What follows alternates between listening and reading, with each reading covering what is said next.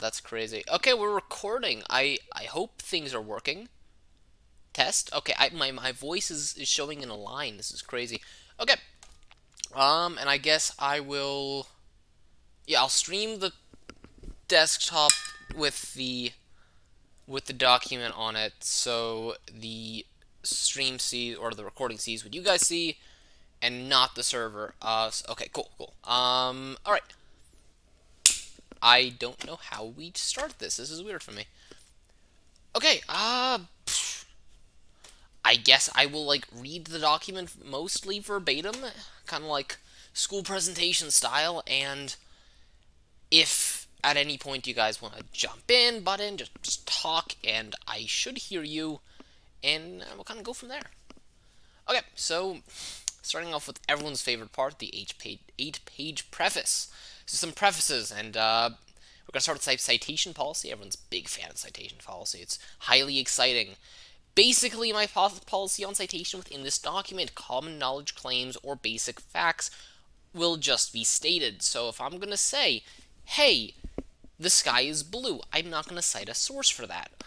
If I say something like the sky is blue because XYZ, I might cite a source depending on how deep I go into it. I'm actually a bit inconsistent on that. I generally cite more than I would by just reading the citation policy, so I often will just cite things and link things because I think they're interesting. And then the second part, anything already covered, will just be stated. That's not really true. I will provide, like, exactly where I talked about it, because I realize, yeah, not everyone knows exactly where things are in the giant 100-page doc as I do, so, you know, things will be back-referenced for the most part, unless they were very recently talked about. And then any claims on future verses or long past verses will be given passage numbers, basically like what I just mentioned. Then any specific claim that I make is going to just, you know, be sourced. And I generally like sourcing things by putting an image, so if I scroll down here, hey, there's me getting the definition of free will, and here's the image. It's just a Google search for this one. They're usually more robust than that, than Google searches, but, you know, I don't care about a new version of Java. But, you know, that's just this one, right? So you click on the image, and it'll link it, right? Pretty standard stuff. Cool.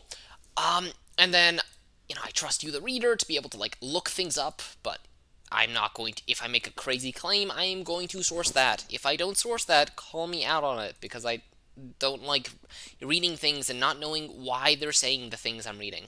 Okay, cool. Comment guidelines. Similarly fun, exciting things. You know, everyone knows, you know, this document is something I do for fun, because I have a warped sense of excitement for some reason. And, you know, this thing is fully commentable. You don't need an account to comment on this. Like, you can be anonymous. I don't care. You can comment. Don't give details. This is a public document.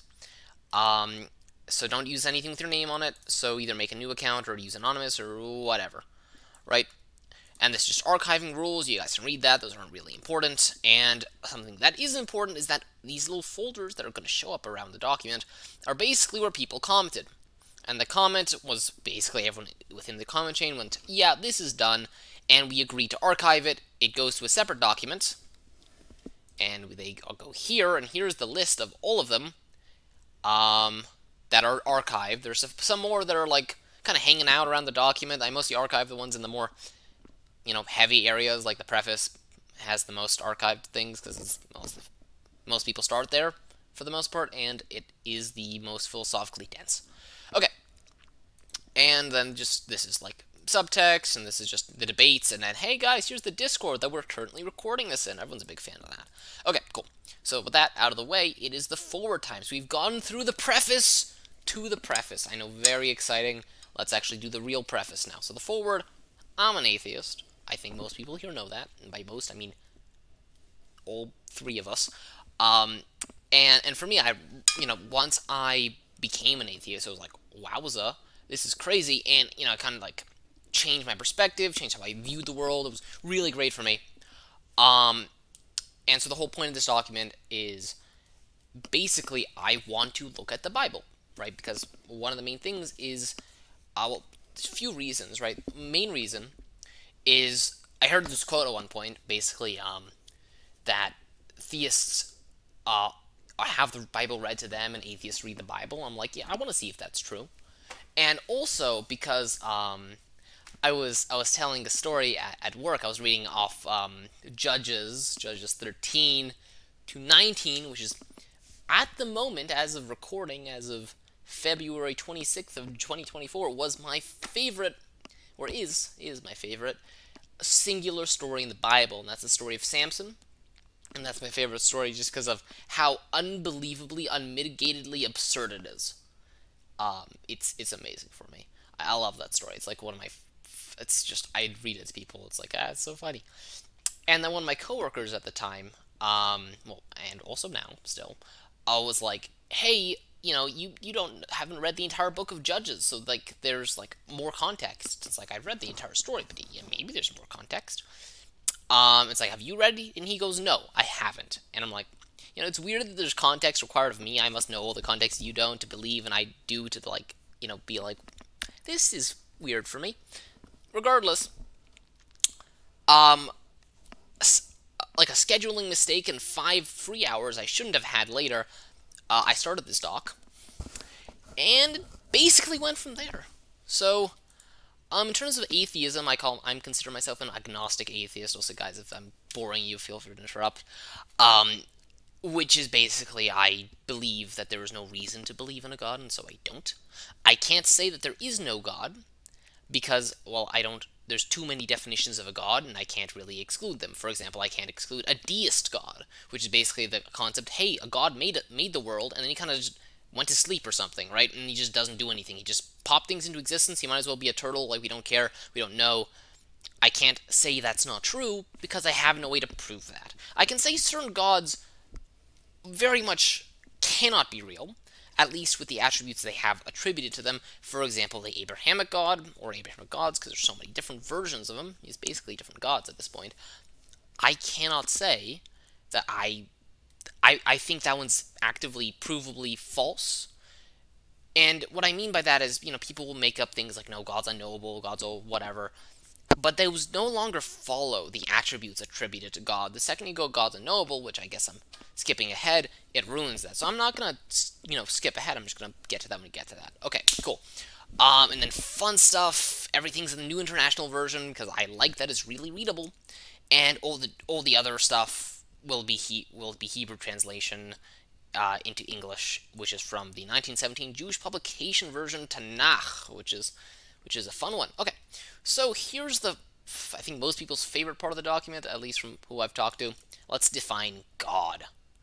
And these little symbols just are going to be used to reference these attributes because they come into play a lot. So, number 1, God's all-powerful is kind of the big thing with God. He can do literally anything, even if it's not comprehensible. God can make a square circle if he wanted to, for if he could not be all-powerful. So, for many people, they're going to be like, no, that's not what we mean by all-powerful, so they'll try to limit God's omnipotence to what is logically possible. So, like, avoid contradictions, like, what is a square circle? One of the classic examples, like, this is, like, on the Wikipedia page, right? For example, can God create a stone so heavy he can't lift it? One of the arguments is that is a stupid thing to talk about. I'm going to dismiss that argument, because it's not really an argument, right? But you can say it's pedantic, whatever. It's still important when you're defining something as, like, God, and, like, hey, here's a thing, can it do that? And it's like, I don't care. It's not a great answer. Other people will say, basically, it's not in God's nature to make a stone so heavy he can't lift it, to basically dodge the question. That's now presuming to know God's nature. Which isn't really something you can do. If he's unknowable, or if he is knowable, then you lose a bunch of defenses. Regardless, if he could do both, he's not bound by logic. The way I view it, right, and I'm not going to argue this paradox, because it's a paradox, there's not much to go with from here, but how I view it, how I would answer this, is, right, the problem is what we define as logical. Right? Logic is something that's completely dictated by the reality we find ourselves in, and if you believe in God, that is dictated by God. God's not beholden to reality. God made reality, and he made logic alongside with it. So, logically, God can't make things from nothing. You know, we have like laws of thermodynamics. We know how those work. God does that. He makes things out of nothing. He makes the water of the flood out of nothing. He makes it disappear back into nothingness. Or maybe teleports it to, like, I don't know, Saturn or something. I don't know. It doesn't say. Right? So, plus, you know, the whole Genesis story, he just makes things. He doesn't show that he has them from somewhere. The concept of God, people say he's spaceless and timeless. What does that even mean? We can't logically perceive of that. That seems illogical, because we know he occupies physical space. He can be sensed, he can be talked to, he can be touched, he walks around, you know, so he occupies physical space. You could say he leaves and comes back, but that's not something we can view. He's also given an infinite level of, you know, most qualities, so that power, knowledge, love, whatever. Infinity is not a number, there's no real infinity, so that's illogical in itself. Infinity is just a concept. In the exact same way a square circle is a concept, we can comprehend the concept of a square circle. It's a circle that's also square. You can also comprehend the concept of being infinitely powerful. You can't imagine it, which is where I draw the line, right? You can't imagine what it would be like to be all-powerful accurately, and you can't imagine what it would be like to see a square circle.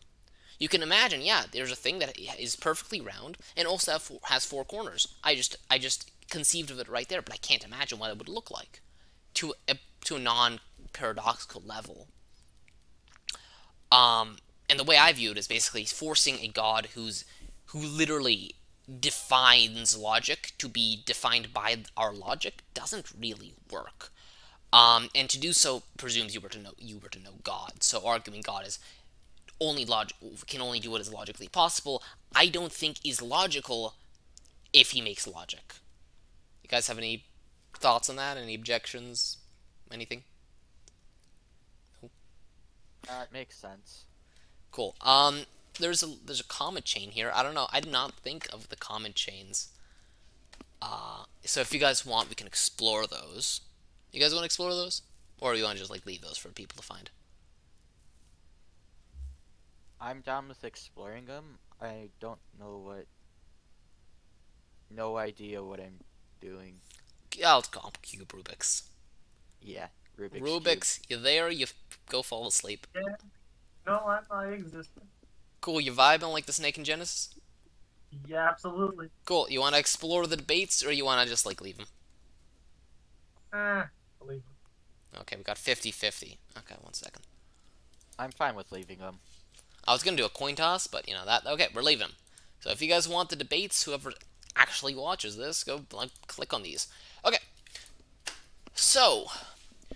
oh, I talked about that part. Cool. So that is all powerful. Those are my thoughts. And, you know, please, like, interrupt me. I want to talk here. Okay, so God's all-knowing.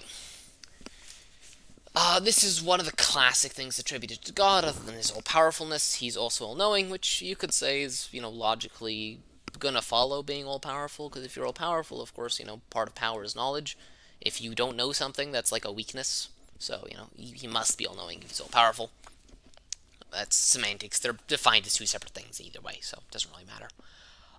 So God's all-knowing, meaning he knows, well, everything, literally everything. He knows every grain of sand, every star, every person, and all of those, his entire future, as well as his own and everything else's, right? And of course, if he doesn't know any of these things, he's not all-knowing. And there's an idea that basically if God knows every future action, then no other action can be taken other than what he had foreseen.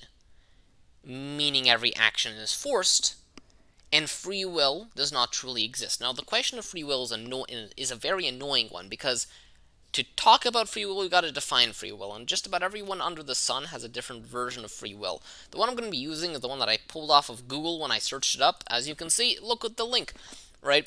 Free will, the power of acting without the constraint of necessity or fate. The ability to act at one's own discretion. I'm going to go with the first one, because necessity or fate have been placed here, because you are going to act by necessity in the action that God foresaw. You cannot choose any other action. You're fated to do that action, and he knows that. If he does not truly know that, then he's not all-knowing, and which you know, contradicts this, which we can't do. So he must know, and if he truly knows, you can't take another action. You must take that action. even if you don't realize you're being forced to take that action, you are, right?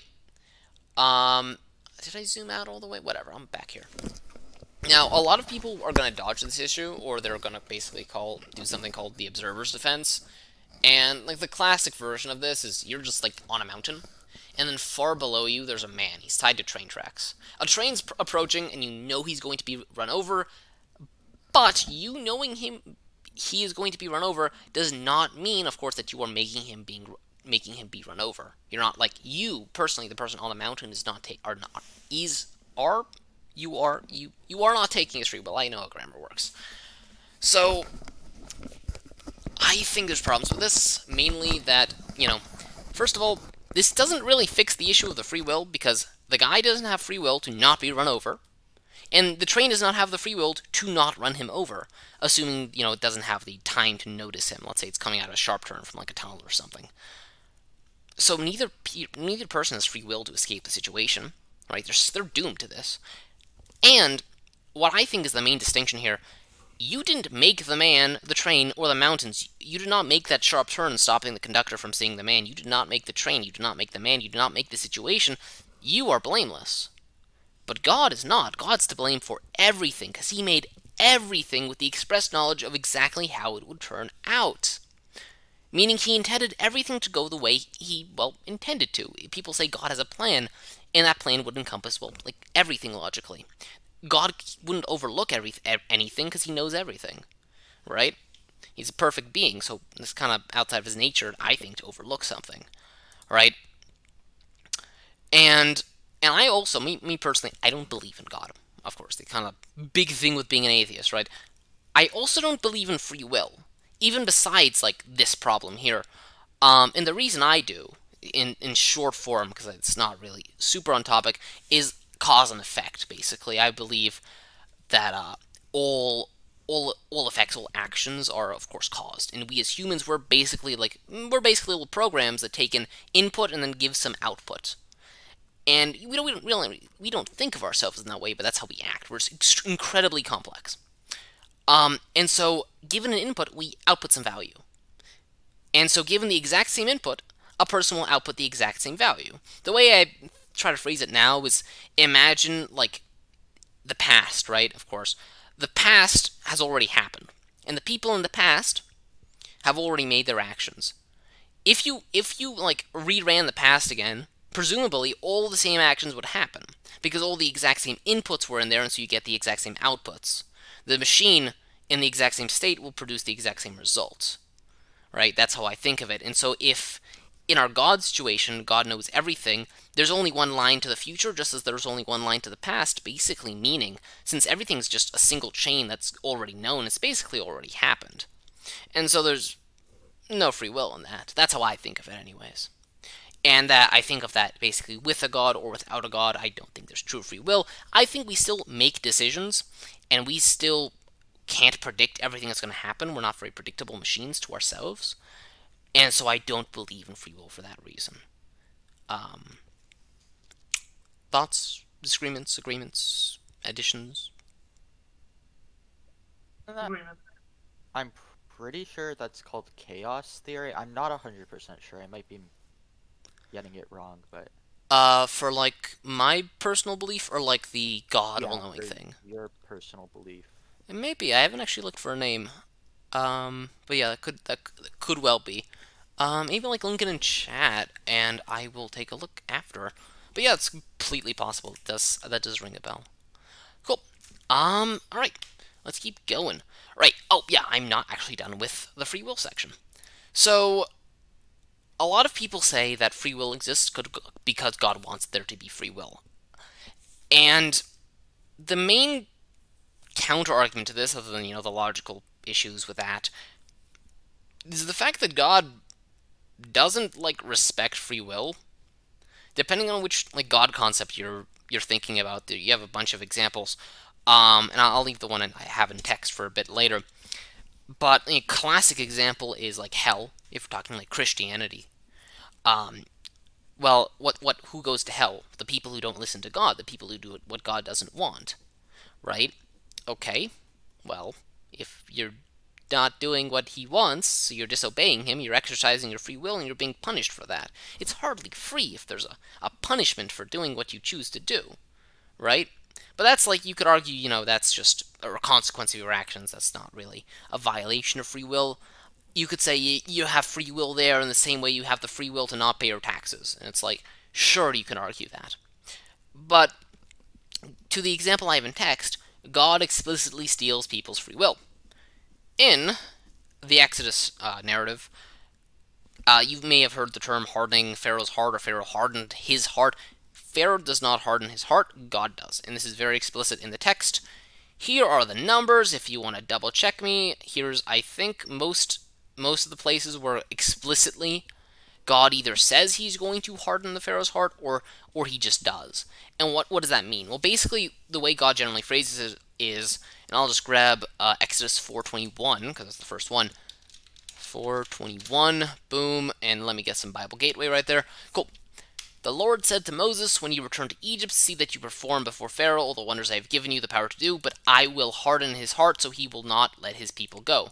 Right? And I do not need this studies of the Messiah study guide. It's okay. The way this is phrased, and we can check the Hebrew as well, but the way this is phrased is that he is going to harden the Pharaoh's heart so that he will not let the peoples go. I mean, really heavily implying, almost explicitly stating that if he didn't harden Pharaoh's heart, the people would be let go. If this is unnecessary, if he was going to hold the people hard or not, hardening is redundant, meaningless, and doesn't do anything. It's a stupid action to take. It's useless, and God would know this because he knows everything. And if hardening his heart does change his mind, God's forcing him, by altering his mind, to follow through his plan. This is absolute wanton disrespect of free will, right? And if you're saying free will is the ability to just make literally any decision, even if you're forced to be affected by something, if someone has a gun to your head and force you to make a decision, no, it's your free will, you could have chosen to get shot, even then, like, this is more, it's not even like a cosmic gun, he's in your mind, he's forcing you to think differently. I think even then, it's like, I don't know how one would define free will where this is still not affecting free will, right? But that's why I believe. And if you guys want the Hebrew, let me know. You want me to go over the Hebrew? It's just about the same here. It's not like the phrasing's really different. Oh. No, I'm fine with the English. Okay, cool. Alright, great. So, I could also just point out the fact that God's reasons with Exodus are not noble. Like, he explicitly states, and some of these citations here do have it mentioned there, or you can just, like, look through Exodus, you'll see it. God mentions that the whole point of the whole hardening the heart and the whole Egypt thing is he's doing it as a publicity stunt, right? What he's saying is, hey, I'm going to harden his heart, and so I basically have an excuse to perform, and as he says, his wonders, his acts, his magic tricks. He's doing it as advertisement, like, look how cool I am, I'm God, look at all this stuff I'm doing, right? And he's doing this at the cost of his own people, by keeping them in slavery, and, having the Egyptians do cruel things to them, probably in reaction, and of course he's punishing the Egyptians for something that, first of all, that's group punishment, which is literally a war crime. You can look that up. Collective punishment, I think, is the exact terminology. This is literally a war crime when you take reprisals upon a civilian population for something like guerrillas or their leaders or anything else does. This is a literal war crime. And he also does mass murder of children, so infanticide, basically. These are not good things, and he does it for publicity, which I think is absolutely fucked in every manner of the word. And ironically enough, next up we have God is loving. Which, that was not intentional. So God loves humanity, and will only do what's best for them, us, whatever, and he will never take action against people other than necessary ones. As we can see, that's obviously not true, but that is what people say. Right? So, the example I get often for, like, hey, God does this evil thing, the example I've been given, is that good parents, punish their children when they need to. And the example I was given, which is really a poor example for the argument, as you will see, is that if a parent sees, like, their child, like, playing with, like, an outlet, like, they got, like, a fork, an outlet, they're gonna hurt themselves. And a good parent is not going to let the child electrocute themselves, obviously. And so you're gonna take the fork away and be like, hey, don't stick this in the power outlet. It is going to hurt you, right? The issue is that's not really an equivalent to what God does. What God does is they see the child sticking the fork in the power outlet, and in reaction, they stab the child with the fork, and then they just beat them against a wall or something, like old Looney Tune cartoon style. It's absurd. It's not the same, and if you're trying to avoid harm to the child, hurting the child is not how you do that, right? That's just child abuse, and you're doing arguably worse than the power outlet even could. So I don't think this works. And then we also have God is perfectly moral, which is similar, except it's more philosophical, and there's more meat and bones to dig into. Which is basically, God can't take an immoral action. So no matter what God does, whether we like it, no matter whether we don't, it's moral. By definition, God is the source of morality, meaning no matter what he does, no matter what he says, it is just by default moral. And this is the source of, there's actually a school of thought, a philosophical school of thought called Divine Command Theory, in terms of morality, e.g. morality is real and it's just whatever God says. And ignoring the situation, how do we know what God says, right? Let's say God simultaneously shows up to everyone in the world through, in their brains and just says, hey, murder is now the one commandment. Don't do anything else but murder. Just, you gotta murder one person a day or it's a sin, right? This is my example, right? If I ask you, in this situation, what do you do, right? There's basically 3 places you can fit. And this is called the Euthyphro dilemma, basically named after one of, I think, Plato's dialogues off the top of my head, where Socrates is talking with this guy, Euthyphro, I'm butchering his name, and they basically raise the question of, hey, if the gods are saying something bad, is it good because the gods say it, or is it bad because we feel it's bad, right? And it's much more applicable with this omni-god rather than the Greek gods, who are shown to be very fallible and, not perfect by any means. And so the most common answer I've heard to this is, God would not tell me to murder people. My question is, how do you know that? Because if you're saying that, you somehow know God, and you know his intentions. How do you do that? How do you know God? Are you presuming you know God?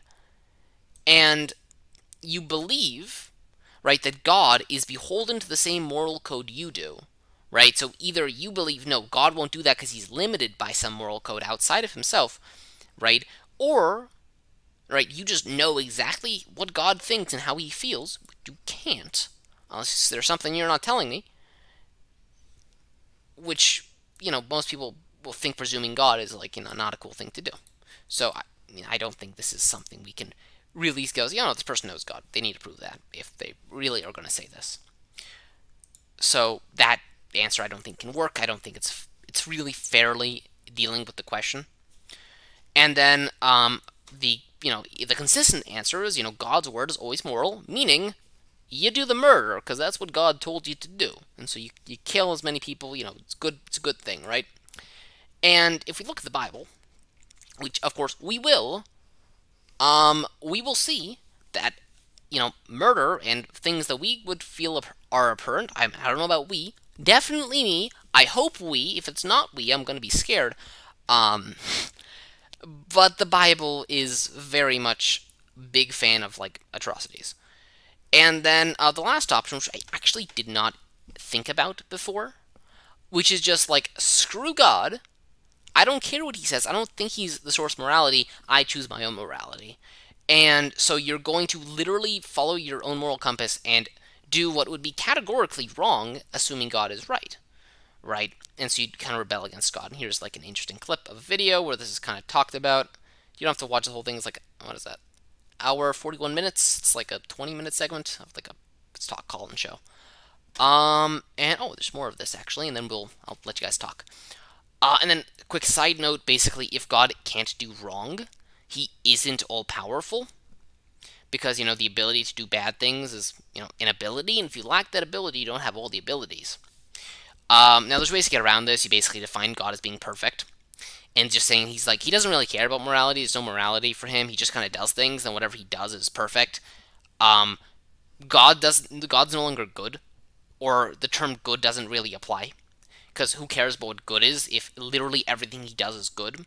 Because really, at that point, it's just saying, if God does good thing, you're just saying God did the thing that God did, which is like, okay, that's useless, and so you just throw away the meaning of good to just something God did, which applies to everything God does. Cool. That was dense. Anyone have thoughts, questions, whatever? I mainly thought that, like, morality, I feel like it's more of a man-made concept Mhm. than, like, an actual thing.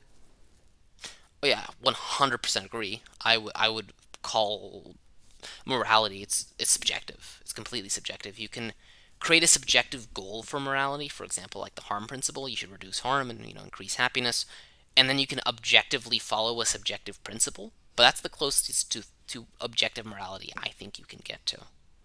If that's what you're thinking, something like that. Yeah. Yeah. There's actually a really cool argument basically saying, hey, even if God is real, objective morality does not exist. It's just subjective, but it's subjective from the mind of God. It's not objective, even then. And I would agree with that. I just don't know if that's really super document related. Cool. And then Rubik's, you're still muted. You're like alive over there. I'm still vibing, dude. You're not talking though. The whole point is that we engage, we do discussions. Guys, feel free to interrupt me. Well, I am reading, but you guys can like interrupt me. We can do cool talks and stuff. Like I want to be interrupted. No, doesn't sound very excited. Okay, I'm Borny, guys. I can. We can discuss a question, but like if you're just reading, then. Well, no, ask me questions. I'll talk about them. I'll talk about questions. You can talk about questions. It'll be fun, exciting stuff. But yeah, of course, feel free to interrupt when muted. You can interrupt me while I am talking. I do not mind. That is the point. Like you don't have to wait for these breaks. I'm just trying to make sure people like care. Okay, cool. Next up, gods everywhere. This one's pretty simple. Gods everywhere all the time, and must necessarily be immaterial. Otherwise I'd kind of be choking on God right now. I'd be very dead very soon. This means he isn't really strictly physical. Which kind of contradicts with certain things, like his portrayal in Genesis. He walks around Eden, for example. Like, why is he walking? He's immaterial. He doesn't have to walk. It's a weird thing for him to do, right? And you could say, yeah, he can be immaterial when he wants to. He could also like focus himself and be material where he wants to. And it's like, yeah, that's fine. I don't have qualms with that. It's just weird for me. It's not necessarily a contradiction. It's just weird. I don't really put too much stock in that. It's like one of God's like least important traits as they go, that I think anyways, since he's all powerful, he can kind of just do whatever he wants in terms of his own physical form, and I don't think that violates anything. Cool. And that is God defined. Anyone want to add anything to the definition of God, or think about their own definitions of God, or what have you? Personally, I don't really think of God as being everywhere. But, like, I don't know. I don't believe in God, but, like, if there were a theoretical God, I don't feel like he'd be everywhere at once, but... Yeah. It's also like he's immaterial as well. So, it's kind of like the parable of the invisible gardener. I don't know if you've heard of that one. I have not. I don't think I mentioned in the document. It's pretty short. Basically, two explorers are in a jungle. They stumble into a clearing, and it's like really immaculate. It's like, wow, there's like barely any weeds. There's a bunch of flowers. And one explorer goes to the other, says, "Hey, look at this beautiful clearing. There must be a gardener tending to the clearing." And the other explorer goes, "I don't think so. Let's like camp out here and see if a gardener comes." And so they camp out, and the next day, and they wait a few days, and no gardener shows up. And so the first explorer goes, "Hey, it's an invisible gardener tending to the garden." And so they set up like lasers, and they set up like dogs, and they do this whole thing to try to find the gardener. Even if he's invisible, they look for things that can like track him. They like do all the various things you can think of, right? And no gardener appears, and so the other explorer goes, okay, there's no gardener, and the first explorer goes, no, no, no, there's a gardener. He's just also immaterial. And so at this point, you've gone to the point where you have not just a gardener, but you have an invisible, immaterial gardener. What is the difference between an invisible, immaterial gardener and no gardener? And the answer is really there's none. It's death by 1,000 qualifications, right? We've just qualified this gardener out of existence to make him plausible.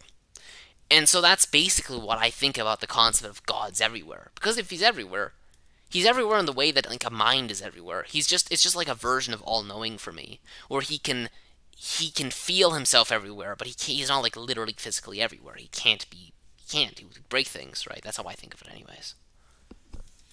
Did that make more sense? Because I was like, I don't know how he'd be like physically everywhere. Yeah. Although of course I can't speak for, religious people. I'm not in fact one of them, right? But that's how I view it, is that he's like mentally everywhere but not physically everywhere. It's like, again, it's a trait of God that is commonly expressed, but no one really talks about it. Like, to the degree, I literally forgot to actually write that when I was originally writing this, and I was like, oh yeah, people think God's everywhere, right? So I had to put that in. That's how I think of it. Anyways. Okay. Common catch-alls. This is one of my favorite sections. I really like this one. Well, I like this because I don't have to, like, address them anymore because they're here. Because these are things people bring up a lot. So, number 1, men wrote the Bible. This is used to basically excuse anything that, like, people don't, like, want to excuse. For example, I was talking to someone, we were talking about, like, the section where the guy gets stoned in Exodus for picking up sticks. I forgot the exact chapter number off the top of my head, sadly. But it's after the Exodus, and God's like, hey, you guys can't work on the Sabbath, and this guy's picking up sticks, presumably for a fire or something. And then Moses' like guards catch him, and they go bring him to Moses, and Moses goes, hey God, this guy's picking up sticks. And Moses is like, what should we do to him? And God's like, you must take him outside the camp and stone him to death. And so they took him outside the camp, and they stoned him to death, right? And the person I was talking to was like, no, the man was stoned to death for his own greater good. And it's like, okay, I don't know if I should trust you with like a rock in the future. But they managed to justify it. I think it's a terrible justification because, like, what? And then they just brought up a bunch of spiritual, like, reincarnation stuff that, like, you can't prove. And it's like, even then, I don't feel like that is the great thing. And I'm not really arguing against that person right now, so it's not sensible. I think you guys probably both agree that stoning people to death is generally not in their best interests, just generally, normally, in most occasions, or I would argue all of them. But it was still justified. Then I brought up Leviticus 25:44 to 46. And that is basically the section in the Bible, there's multiple, but it's the most explicit section in the Bible where slavery is advocated for. It goes basically along the lines of, you can get your male and female slaves from the lands around you, you can buy slaves from them, and those slaves will be your property for life, and you can give them to your children as property. And it's very explicitly slavery, and then it ends with, you can't rule over your fellow Israelites ruthlessly, implying that, hey, if they're not your Israelites, go rule over them as ruthlessly as you want. And there's more stuff in the Bible, which, that's like, later on, like here-ish, we'll talk about that, but we're not really there. And people are going to argue this is servitude, but you don't keep servants for life and give them to children. They're not property. It's just, it doesn't work. They're not servants, they're slaves. It's very explicitly slaves. It was normal for the time.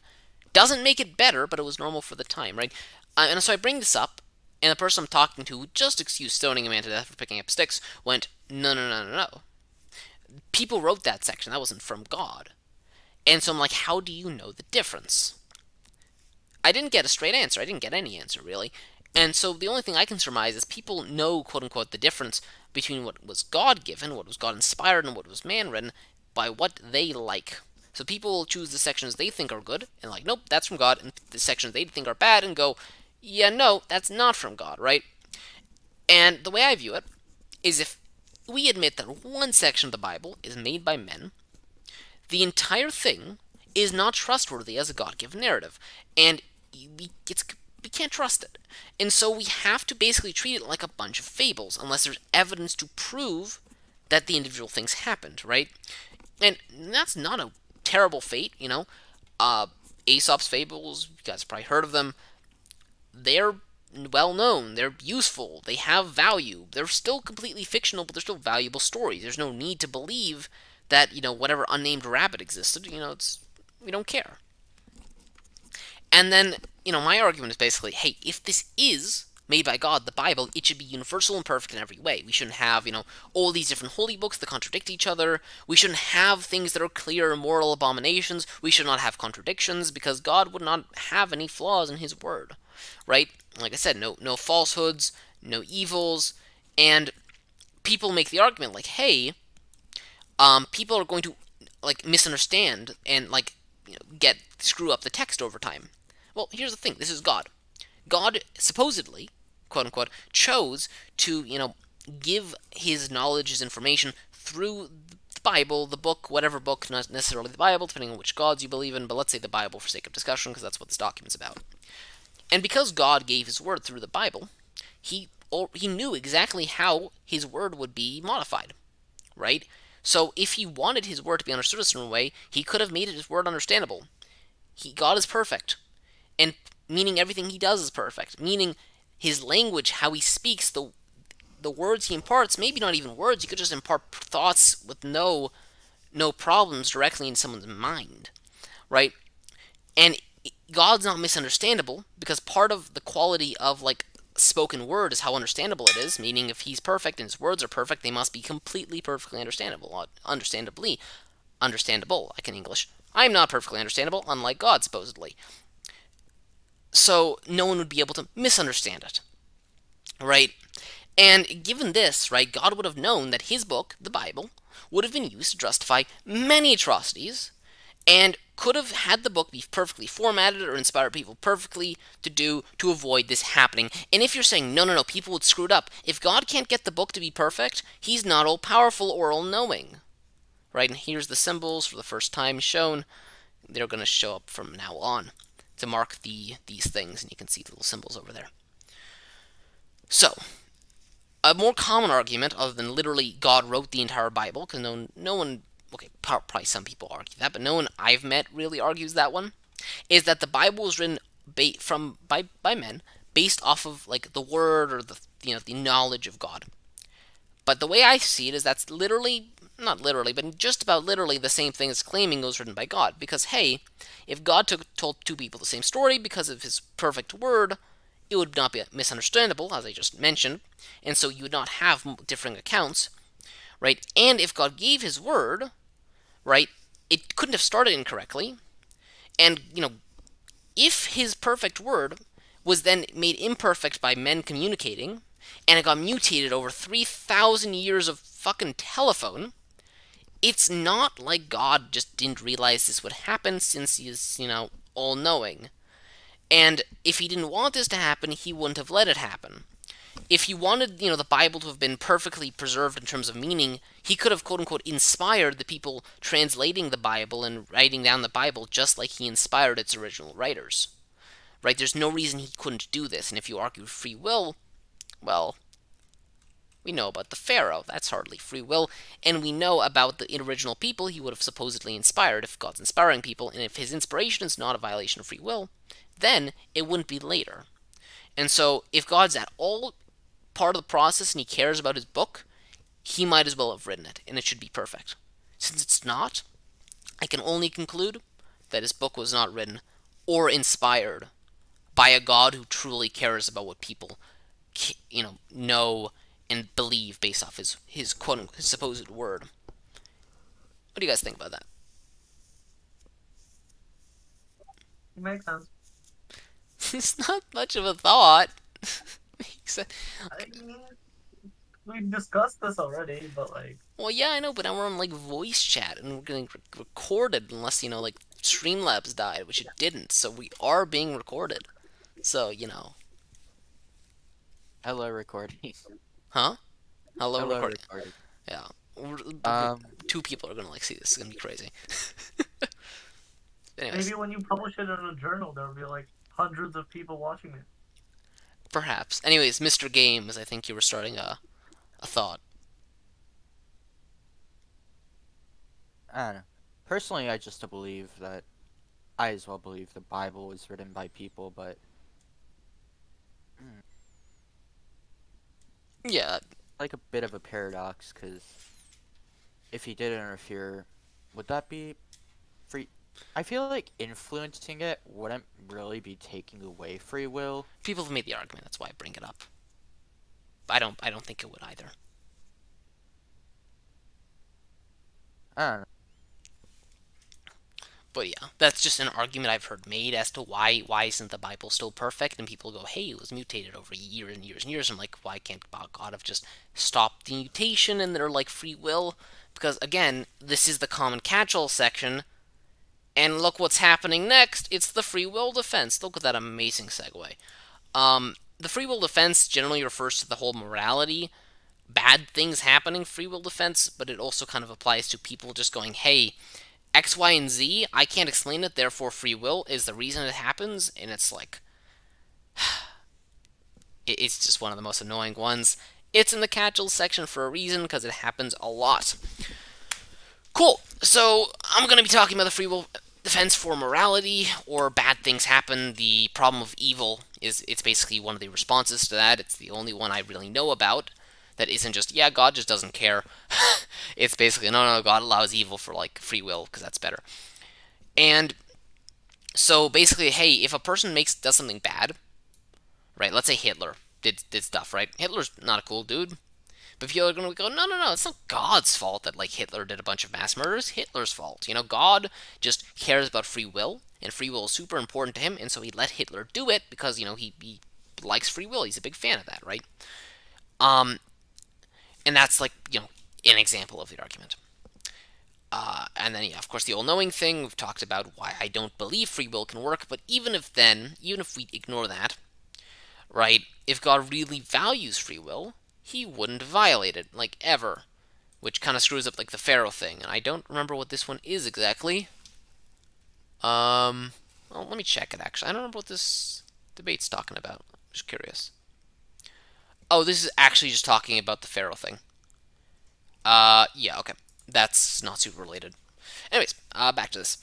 So, if God is, if we're to believe the Bible, willing to make exceptions of free will at times, like, you know, the Pharaoh, as I've mentioned, the Tower of Babel, he steals people's free will to, like, work together and speak their own languages, because he literally goes, no, the people are going to work together, they can do, like, good things if they work together, I don't want that, right? The people in the flood's free will to, like, not be drowned to death, you know, he doesn't care about free will, as he's, like, evidently sees, you know, as we can evidently see by his actions, or his supposed actions, right? And if you are gonna constantly give yourself exceptions to violate something, do you really respect the thing you're violating? And if he doesn't respect free will because he violates it, even regarding the fact that it can't logically work, you know, that I can see, the problem of evil is just something you can't refute. It's just irrefutable at that point. Like, yeah, if he doesn't care about free will, why is there bad things? Right? So, like I mentioned, why is Hitler allowed? Why was Stalin allowed? Why was Mao allowed? Pol Pot, the Inquisition, colonialism, slavery, and a bunch of terrible events and people that happened. And that's basically, those sorts of things are where the free will shines. Right? The free will defense shines. It's like, no, God needed at least let these people do their own thing. But there's more to the problem of evil than that. There's also, why do fevers exist? Why does cancer exist? This is not something part of free will. I don't think cancer has free will, really. I don't think anyone would really argue that. So why does God respect cancer and allow it to, you know, kill people and, you know, infect, like, murder babies? I don't think it's like an infection, actually, cancer. I'm not a doctor. But what about all these things? People make the argument, hey, God's allowing challenges so people can overcome them. But if that was the truth, no one would die from cancer. No one would be killed by a challenge they couldn't overcome. No one would commit suicide for depression. These things wouldn't happen if these were perfectly adequate challenges. So I think that just falls apart. But since we're talking about the free will defense in relation to people, let's talk about an action, like a singular action Not even like a singular person, just an action, and that's going to be rape. And the reason I talk about rape is because rape is literally the action that I cannot give any excuse, any reason in which it is ever justified. I can give one for murder, right? Let's say there's a guy and he's planning to do something bad, and you murder him because you know that. You just did a good thing, right? Let's say you murder Hitler before the Holocaust. You're a hero. Congratulations. You're like every time traveler's like dream, right? Or every wannabe time traveler's dream, since there's no reason to believe there are any. Um. So what about torture? Right, that one's pretty bad. Well, let's say there's a guy. He's planted a nuclear bomb in a big city. The only way to get the information about the bomb is to torture this man. Do you torture him? You do. Because he's, not being tortured is not worth the lives of, let's say, millions of people and the other bad effects from a nuclear detonation, right? And so I can justify torture. I can't do that with rape because I just don't see any situation in which there is a greater good it could serve, right? I don't think there's no ends that this achieves other than itself, right? So, and of course, the Bible is really soft about rape. Like, depending on how you translate it, you could argue Deuteronomy 22:28 basically says that the punishment for someone who rapes a, I think, unmarried and unbetrothed woman is that as his punishment he should pay the father 50 shekels, and he should also be forced as his punishment, again his, not hers, his punishment, to marry his rape victim. Which is really not cool, and the reason I think it's rape, even the word is lishkav in Hebrew, which is to lay with, which is used to have, also means to have sex, just like, to sleep with, is it also says basically that, hey, earlier in the chapter, if it's discovered in a city that a man and a woman are sleeping together, and I think one of them's betrothed, I think she's betrothed, that she should be put to death for adultery, because if it was in a city, she should have screamed loud enough that people would have noticed, implying, hey, that's rape, right? And in a field, then she doesn't have to be put to death because, no one would have heard, even if she screams, so you don't know if she screamed or not, right? Which is like, that's interesting. Also, the punishment for adultery is death. We don't think that's justified here. At least I don't. I hope you guys don't. It's not a cool thing to do, It's really a bad thing to do, but death is extreme. It's not fitting the crime. But why do I bring up rape other than to, talk about like the Bible and how it treats it? Well, rape is a great example in terms of like the problem of evil. Because does God value the free will of the rapists more than the people who are being raped? Because of course the people being raped do not choose to be raped. That's kind of like the whole thing with rape. It's not consensual. And so there's free will being deprived. Why is it the free will of the person who's stealing the other person's free will more important? And people are going to be like, no, you can't stop rape from happening because rape is just an action. Like, how can he stop any action? My response to that, which is in this little one here, is basically, well, it's to God. So if God was choosing what people are able to do and not do, it's not that he's stopping and he's not restricting an action. He's not taking away an ability to do something. He's just, that ability just wouldn't have been given. It wouldn't have been something that people could do if he had not given it to us. So, for example, we can't fly. We can build things that can fly. We can, touch cold things that are like floating around. We can't fly, right? We can't like float off the ground just of our own volition. Like, my legs are tired. I just feel like floating right now. We can't do that. I can't do that. Maybe you guys can do that. I don't think you can, though. So people can't fly. Is that a violation of free will? Because I can't just choose to fly. No, it's not, because that's not something we have ever been able to do. It's not something we can conceive of doing. If it's talking about like the ability to think about doing something, we can't conceive of things in the fourth dimension. Very well, at least. We can conceptualize them, but we can't imagine them, and to draw my earlier distinction. It's not something we can like natively think about.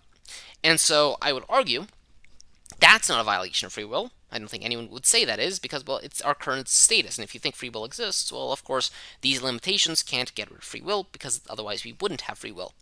So, why not make rape the same thing? What if you literally just, I'm not going to get into mechanics here, What if it just literally is physically impossible to do that?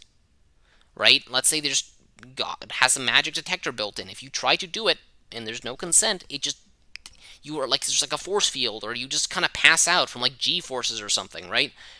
That's not really a violation of free will because we can get passed out from G forces from spinning around too fast, right? Does that destroy our free will to spin around really fast? Not really. So, with a good, loving God who's moral, in the way I believe morality works, rape shouldn't exist. What do you guys think about that?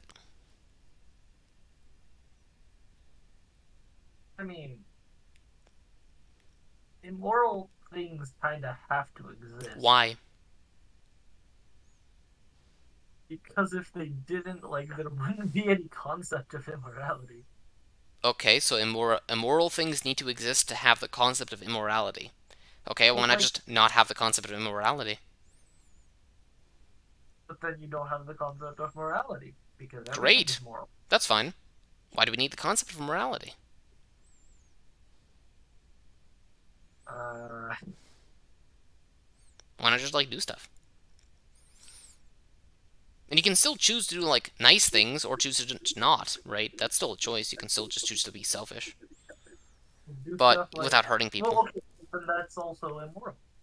Sure, you could say that is now immorality, is the lack of morality. And it's a matter of like words, semantics at that point. But even then, if like everything you do is helps people, like what's the problem with that? Why can't that be the way the world is? We can't. That's not how the world is for us, of course. But why not? Right? I don't. You never really gave me a reason that I heard. It never said that God created everything perfectly moral. It's just that it just says that He is moral. Well, yeah, but if he's Which moral, means that there is something that is not moral, since it explicitly states that He is. okay. And why is that the case? Why does that have to be the case? Why can't everything be moral? Or why can't just everything just be, and we don't need a concept of morality because everything's nice and good and juicy and, fun? Because then it wouldn't be special that God is moral. Why does God need to be special? It explicitly states that God is moral. Great, that's what it says.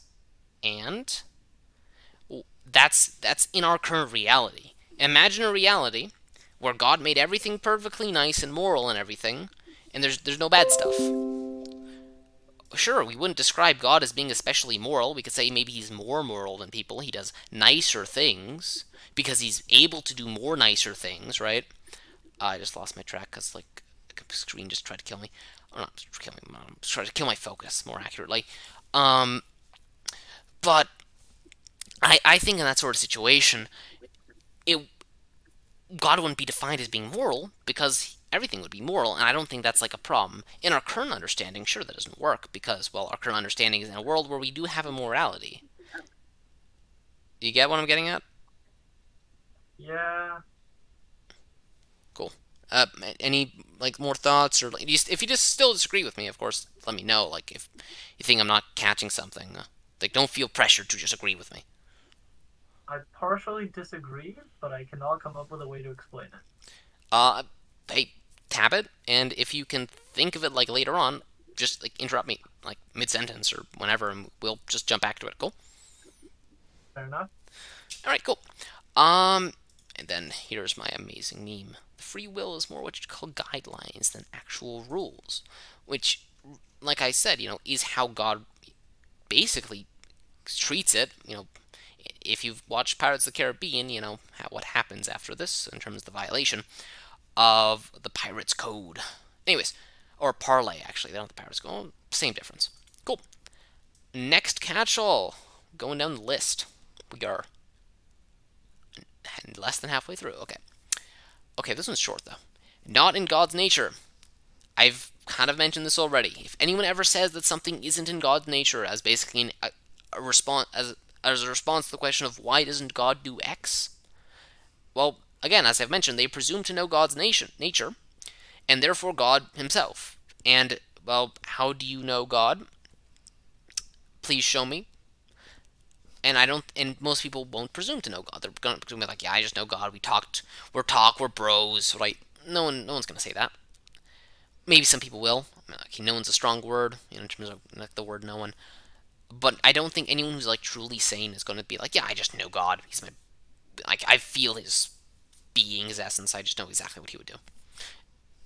I yeah, I think that's really all I have to say about that. And then part of God's plan. This is kind of the inverse to the non-God's nature thing, and I'll get to that.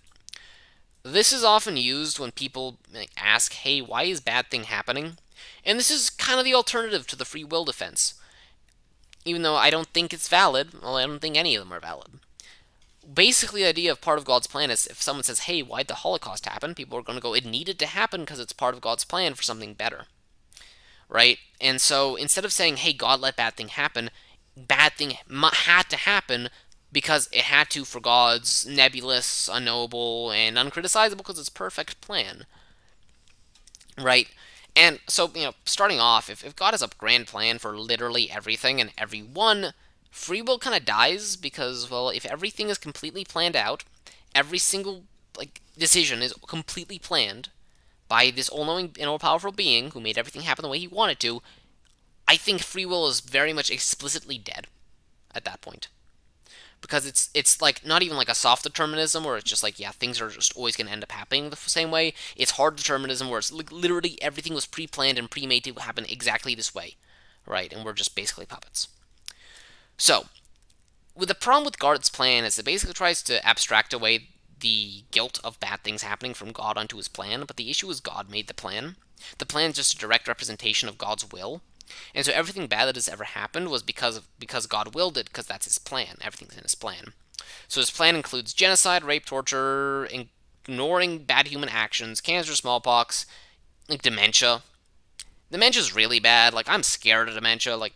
Worse than cancer, I'm just terrified. The concept of just slowly just losing your sense of self and reality and being trapped in just a fleshy prison with your mind just slowly killing itself. It's really scary. Yeah. Honestly, if I get dementia, I'd rather be put under than. Yeah, it's what sort of bastard of a being would make dementia? How can you argue dementia is for the greater good? It's dementia, right? And there's many diseases that will go and murder babies and a bunch of birth defects and what did the babies do? Why are they being killed? There's a bunch of these. Fun fact, people with ADHD have, I think, a 4 times greater chance of developing dementia. Shit, I have that, though. Oh, yeah. Oh, fuck. I think we're all screwed. I think we all have it here. Oh, that is great. Now I'm going to be terrified tonight. Thank you. Just a fun little fact. Okay, wait, I'm reading the article, too. No, sure, send me the article. Make me more scared. Oh, okay. Claustrophobia and dementia are, up there for me. It's oh yeah, you're 4 times more likely to be demented. Oh, that's fun. Okay, let's keep going. Oh, sorry. Sorry. Why claustrophobia? I don't know, I just rational fear, those cavers where they get stuck and it's they just die slowly and it's that's screwy for me. Not even that, it's just that's a very rational fear. Yeah, and then I just don't like small spaces. I can hang out in a closet, for example. I'm mostly fine assuming it's there's room between the shelves and the door. But it's basically the idea of I can't move, I'm stuck there. It's I don't, it's just I don't like it. It's just one of those things really screws me up. If there's crawl spaces, it'll freak me out. Sometimes if I'm watching a spy movie and the vents they're crawling through are really tight, I'll you get that feeling. I don't know. I just kind of have it. Like Rubik said, I think it is very much a fair fear to have, but probably not to the degree I have it. But the idea of getting stuck somewhere, not being able to get out, is and dying in a tiny box. That's not fun for me.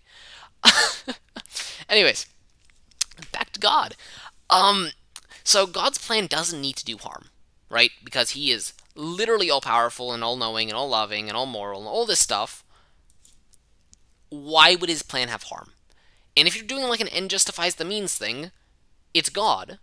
He doesn't need to be utilitarianism. which a utilitarian is someone who basically believes that that every decision they should make, they should factor in what effects will result from it, and if the effects are more good than bad, they take it, even if there's some bad.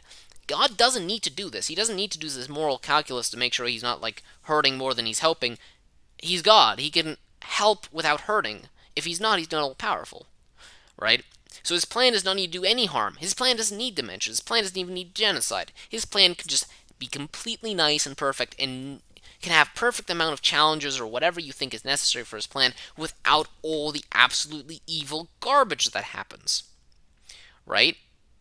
And if it can't do that, he's either not all-knowing enough to know how to do it, or he's not all-powerful enough to do it.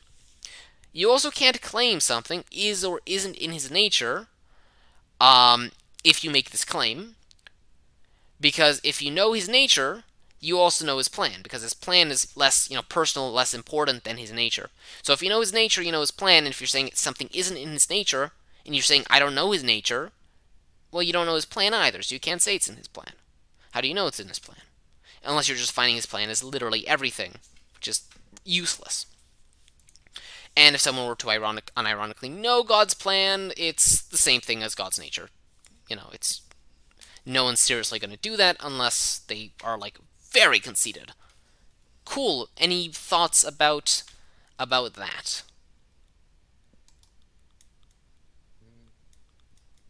Not much about that, but I do have to go.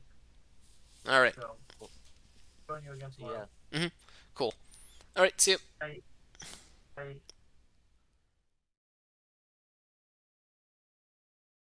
God is unknowable, the last technical catch-all related to his actions and not his existence.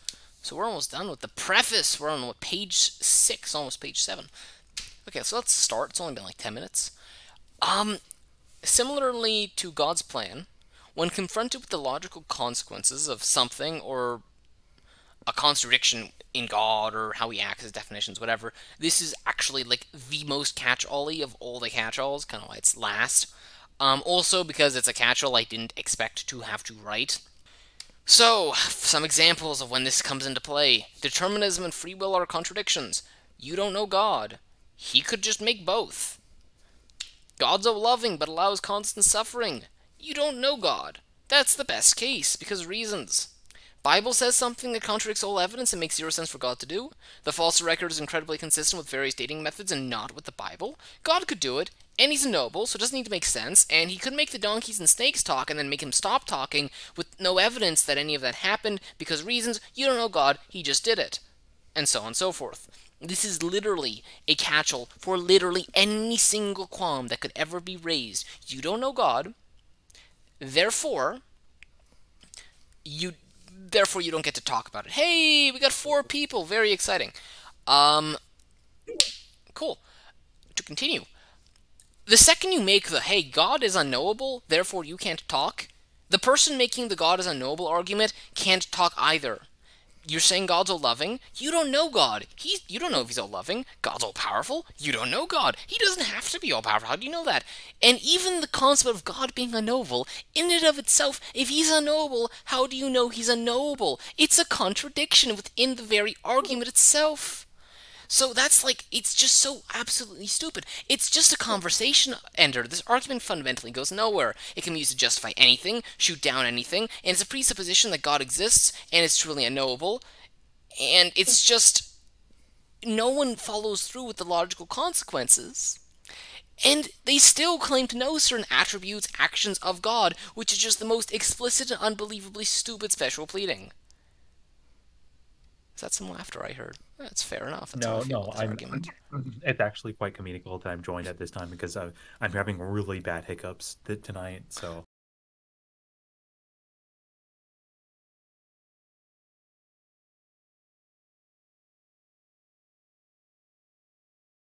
So something else advocate is actually I think comment is still up at the moment. It might be No, it's still I think here. When you said that was active, I'm like, oh, that's probably... Yeah. Yeah, here it's actually here. I think. Maybe I don't remember, but I don't remember. It's somewhere. But he basically made the argument of, hey, you don't know God, and you don't know if he actually stops free will when he like logically makes determinism because he's not bound by logic. Therefore, my argument is valid, and it's like, no, no, it's not. You've just basically thrown away every argument you can make about his nature by saying this. And it's stupid. And this is the only person who's made the argument to me. I've heard this argument before. I listened to way too many podcasts and talk shows. Um, but I've heard this argument been made a lot, like God is unknowable, and it's the same general gist of God's plan or all these other things. It's just much more explicit. You take the smoke and mirrors out, and you're very explicit. Like, yeah, here's my arbitrary character is completely arbitrary, and you can't really talk about him in any way. And that's really what I believe. It's really what people seem to react, because people's position on God seems to really shift a lot if you don't peg them down with a very specific set of like yes or no's in terms of how they define God. Because otherwise, once you start introducing issues, their God just kind of shifts to fill the holes that you have not plugged, right? Which it's kind of a great segue into God of the Gaps, honestly. But it is something that is used, whether explicitly as literally God is unknowable or in some variant of one of the few we've covered, like God's nature, God's plan, that sort of stuff.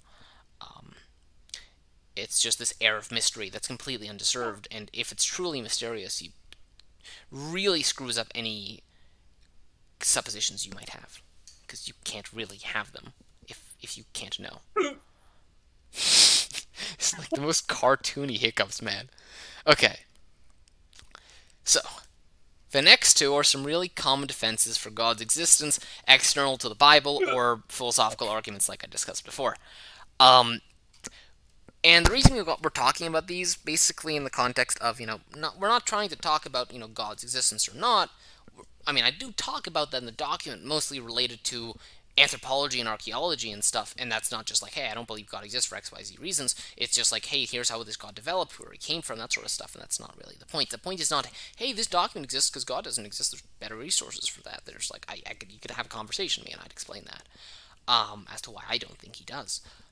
But these two are just two incredibly egregious arguments, and the issue with trying to analyze God as a character and analyze these texts, if someone just goes, yeah, God is real, and these texts are just kind of what happened, and his actions are perfect because he's perfect. Well, that's, again, it's a conversation ender. What am I supposed to do with that? I can't talk to someone who's like, yeah, God's real because nonsensical reasons that you're not allowed to tackle, and because of that, I'm going to dismiss everything you say because I read in a book that he's perfect, and therefore him being evil demonstrably does not matter. It's just nonsensical for me, and it's a conversation ender, and I need to get these out of the way. So we're going to talk about these. Number one, the God of the Gaps defense. Basically, this states that the existence of things that we do not fully understand proves God. So like a modern example, for example, is, hey, we don't know how the universe started per se, and therefore God did it.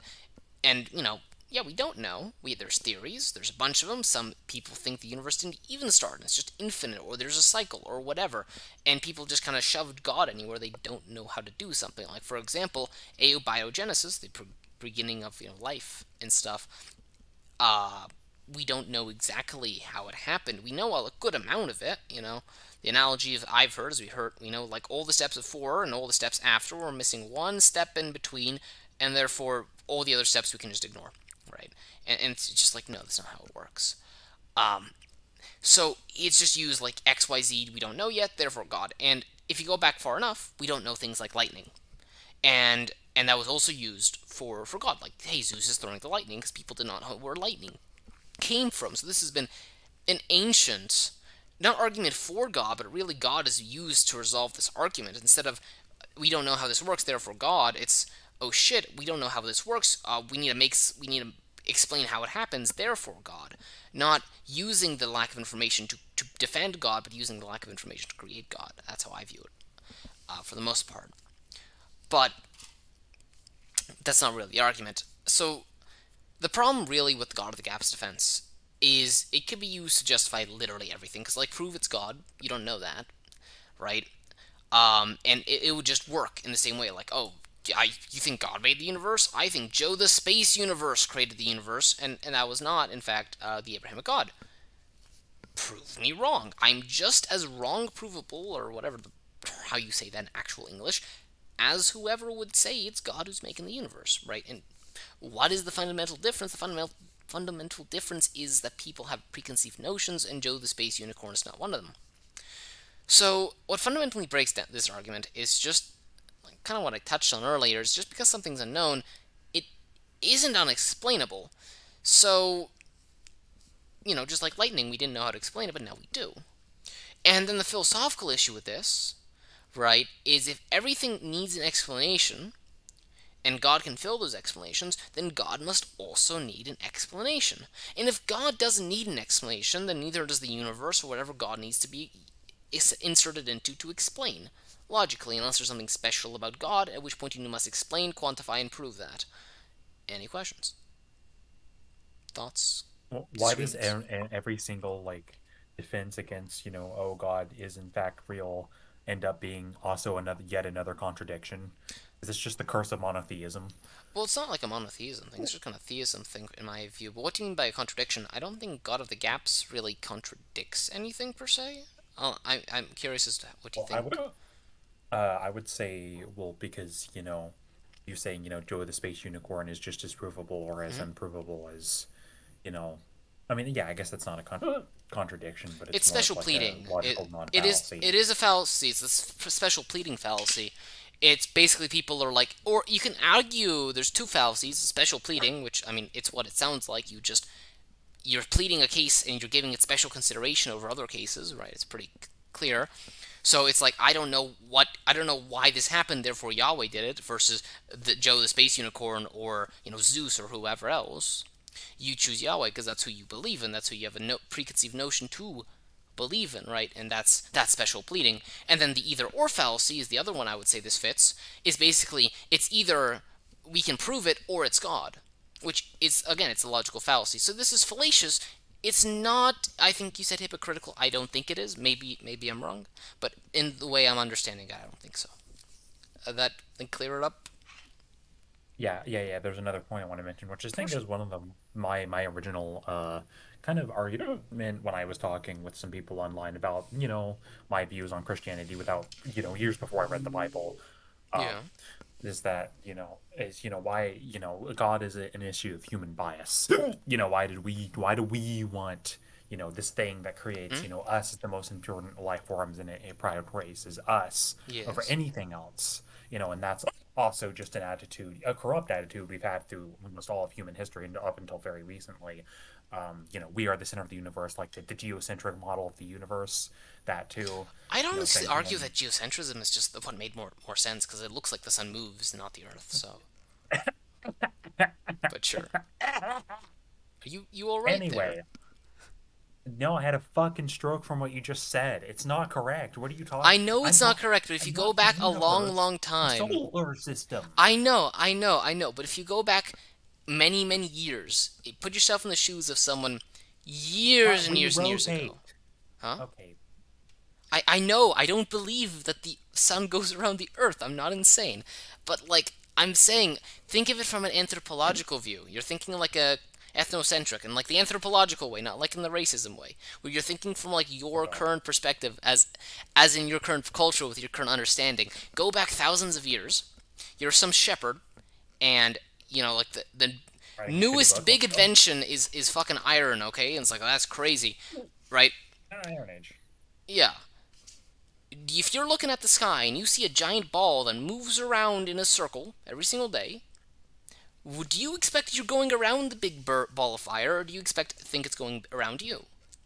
If It's I just spent my entire fucking life studying it, I'd probably want to make a distinction, be absolutely sure before I lay down an opinion like a fucking Greek philosopher. But it's the simplest explanation for an observed phenomenon, and it doesn't make sense at that point in time. Of course, it doesn't with our further observation, with all what we've looked into it. That's provably not the case, or as provable beyond the shadow of doubt, because solipsism is an unsolvable problem, so technically you can't prove anything, but that's philosophical, right?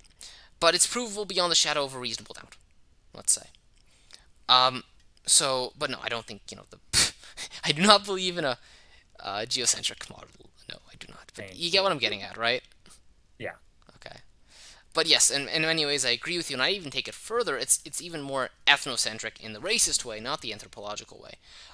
Many religions have chosen people. Like, hey, this one does, and I don't know how far you've gone in the document, but later on we're going to talk about how a lot of the creation myths, one of the major themes is how XYZ people are bad and they deserve to be enslaved, and these people are good and God likes them and they deserve to do things, and they're divine, and all the bad things they do to other people are divinely mandated punishments and these sort of things. And it's built on excusing behavior and giving you like a superiority view, and it's not even just human centric, it's race centric, it's people centric, right? And I would agree with that 100%. Oh yeah, yeah. So circling back around to what I was actually going to say in relation to this argument specifically Mm-hmm. against it is that, you can choose anything you want to prove or disprove. Sorry, anything you want to be a reason behind something that is neither provable nor disprovable. Yeah, unfalsifiable. So why would you choose something, it's just part of your human bias that you're choosing something that is, accepted for thousands of years as, Yeah, happened to be a confirmation godly figure bias. around the globe, right? Yeah, yeah, exactly, confirmation bias. Yes. And that's Okay. why the same argument is used by people of every single religion. It's Yep, it's like, oh, well, my God did this thing that is provable or disprovable, not disprovable or provable. Oh, well, my God did this. Like, if you have two people fighting over something, saying their God did it, and, the fact itself is like not disprovable or provable, then, I mean, that tells you what you need to know, right? okay, cool. Yeah. Any further thoughts, or are we good to move on? I'll take that as good to move on. Um, okay, thank you. Uh, so next up, you can't disprove God. I hear this one a lot. I've heard this one in my day-to-day life many times. I heard it literally within a week. Right? It's a very common one. And basically, what this argument basically says is it's either basically that since God can't be disproved, he must exist, or if you're being more conservative, that belief in God is just as viable, just as logical as withholding belief or a lack of belief, right? Um, but it's really begging the question because people basically think from in my experience when people are saying this, they have the starting point of God is real.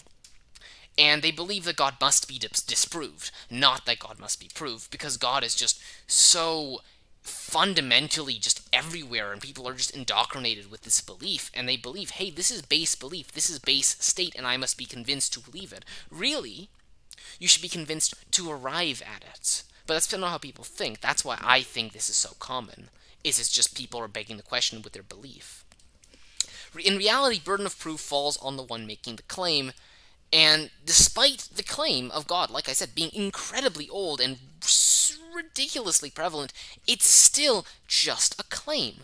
I could just as easily use this to, defend Nessie, the Loch Ness Monster's existence, since you definitely can't prove if it does or doesn't exist. Same with, like, literally anything else that's not really falsifiable. Right? And the classic example, of course, is a teapot. Specifically, Russell's teapot. And basically the idea with Russell's teapot is there's a teapot, it's a porcelain teapot, and it's orbiting the Earth, orbiting the Sun, between the orbits of Earth and Mars. And it's just going around there. And the idea is basically, would you believe in this teapot? Because you have no evidence against the teapot. And some more information, this teapot is completely undetectable to all devices. You cannot ever detect the teapot. It's just part of the definition of the teapot. Do you believe in the teapot? I don't think so. Right? That's the whole point of this, is no one would reasonably believe in the teapot.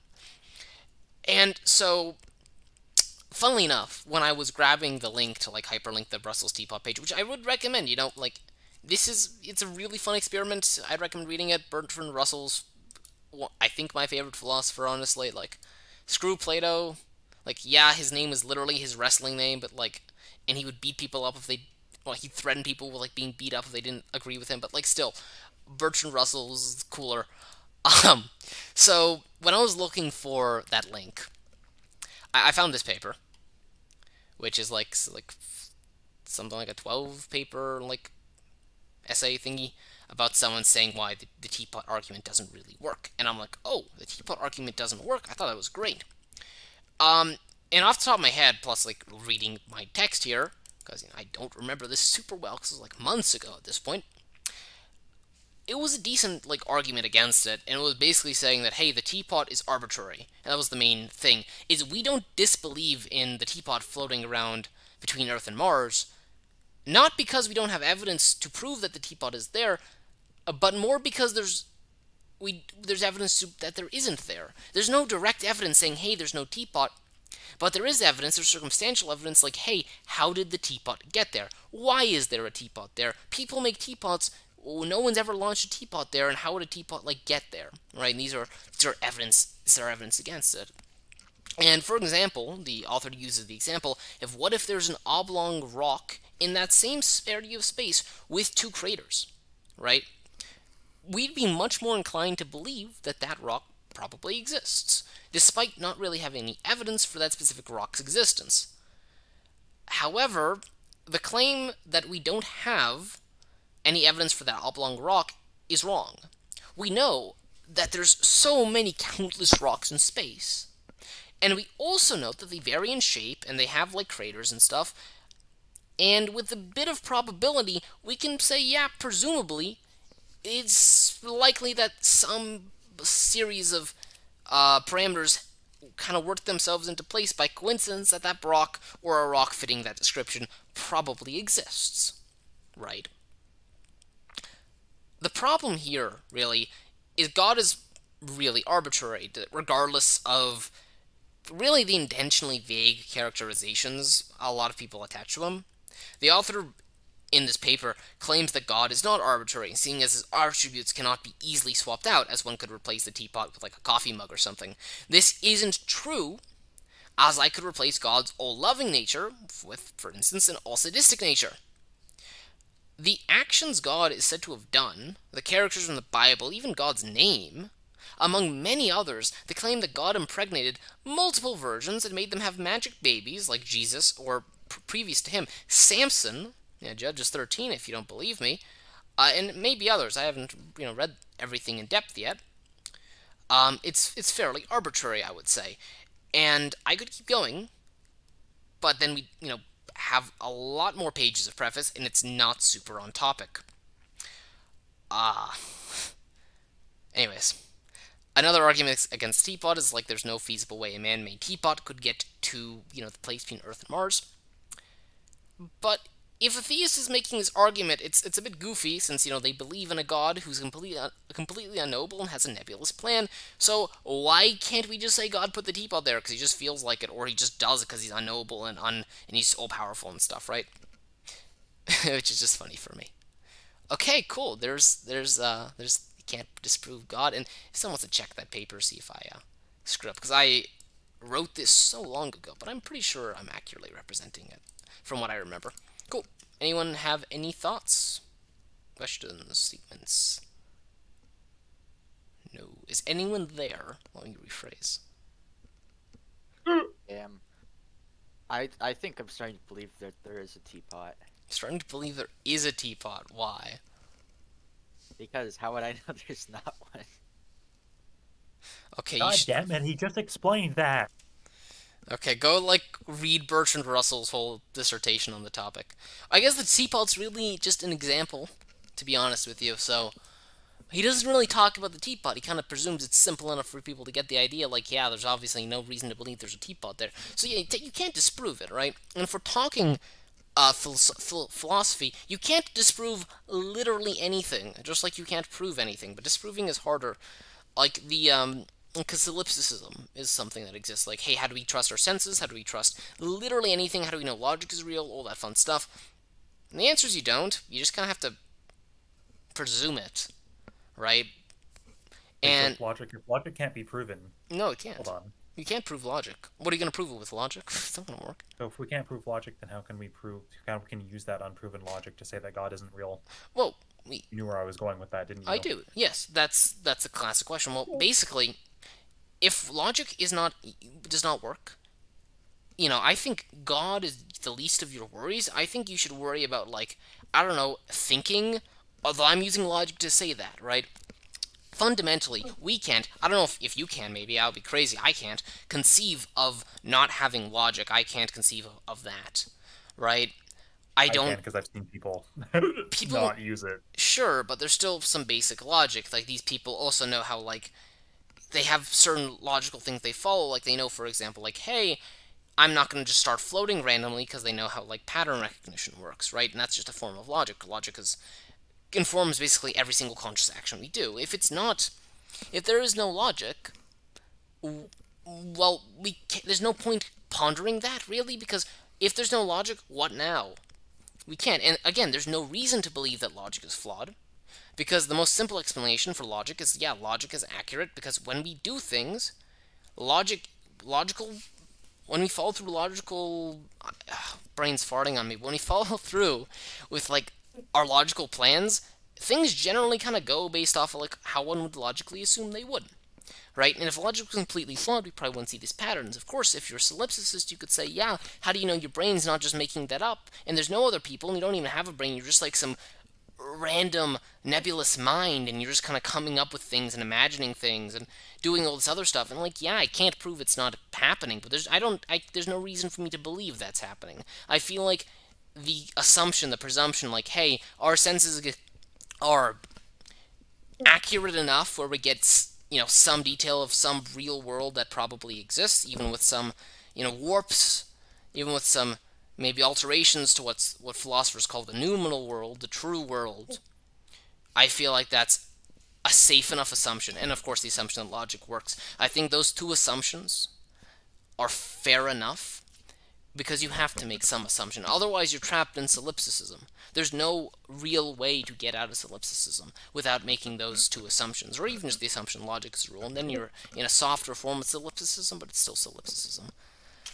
So, that's how I view it. Some people will go, hey, if you can just suppose that, like, logic exists, you can also just suppose God exists, but at that point, you're making more suppositions, and suppositions are not a good thing. You shouldn't just presuppose a bunch of things and, like, yeah, I suppose it's true, therefore it is. When it comes to escaping solipsism, it's a bit different, because you're trying to get out of the state where you literally cannot consider anything as true or real or believable, which is just, you can't do anything with solipsism, whereas you can do things without God. There's no reason to presume God, whereas presuming logic is just so necessary and not much of a stretch, like to say that, hey, there's no logic, versus, yeah, I'm using logic right now, right? What am I using if not logic? I feel like it just makes logic the most, well, frankly, logical way of thinking about it. So, if you guys get what I'm saying and why I don't Yeah. believe you can use the same logic to prove God as you can to escape solipsism. I do get that. I see logic a bit differently personally. I do see. I don't know what you call it, the real world. There, can you say it The again? noumenal world. It's a fucking Latin or something. Let's see if I can. I don't know if I even spell like Numenal. noumenal world. Like it'll. That's how you spell, because Latin's stupid. Yeah, Immanuel Kant. And Kant had some things I disagree with, but he does have some cool things, which are like a priori concepts, which is basically those things that are like fogging our vision and making us see the world in a way we're predisposed to, possibly hiding some things, but also giving us the tools to interpret the world. Like the classic example of one of those, and we're going off topic into philosophy. We'll get back to Genesis. It's big text, but we'll finish this up.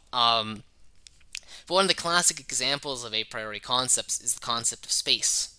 A baby's born, and they understand that things exist. They understand that they can move around. They have, like, they're feeling, they're experimenting. They don't need to learn how space works. They don't need to learn how these things work. It's implicit, right?